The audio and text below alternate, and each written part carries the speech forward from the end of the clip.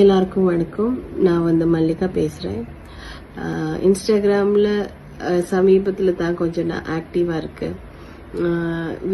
Instagram open பண்ணாலே விஜய் சாரோட reels தான் வந்துட்டே இருக்கு. நிறைய பேர் சப்போர்ட் பண்றாங்க. ஸோ எனக்கும் விஜய் சார் பத்தி 2 வார்த்தை பேசணும். திருப்பாச்சி ஷூட்டிங் பண்ணும்போது ரொம்ப பாவமான ஒரு கேரக்டர். சீன் முடிச்சிட்டு நான் ஒரு சேர்ல போய் உட்காரும். ரொம்ப எல்லாம் பேச மாட்டாங்க. பேசினா பேசுவாங்க, ஆனா ரொம்ப எல்லாம் பேச மாட்டாங்க. சோ அப்படிப்பட்ட ஒரு ஆளை எப்படி இந்த மாதிரி ஒரு கட்சி ஆரம்பிக்க போறாங்க, எப்படி எல்லார்கிட்ட பேசுவாங்கன்னு நான் யோசிச்சுட்டு இருந்தேன். ஆனா அவர் ஒவ்வொரு இடத்திலும் போய் மக்கள் கிட்ட பேசும்போது அவர் ரொம்ப மாற்றம் இருக்கு. அவருக்கு ரொம்ப மாற்றம். ஏன்னா அவருக்கு அந்த உள்ளுக்குள்ள இருந்து பேசுறது பார்க்கும்போதே தெரியுது, அந்த ஸ்ட்ராங்கான ஒரு பர்சன் அவரு. சோ அந்த மாதிரி பேசுறது பார்க்கும்போது எனக்கு ரொம்ப சந்தோஷமா இருக்கு. எனக்கு ஒரே ஒரு விஷயம் தான் சொல்றேன். எனக்கு மக்கள் கிட்ட விஜய் சார் மக்கள் முன்னாடி கண்டிப்பா நடிக்க மாட்டாங்க.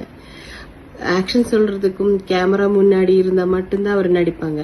மக்கள் முன்னாடி கண்டிப்பா நடிக்க மாட்டாங்க. அது எனக்கு தெரியும்.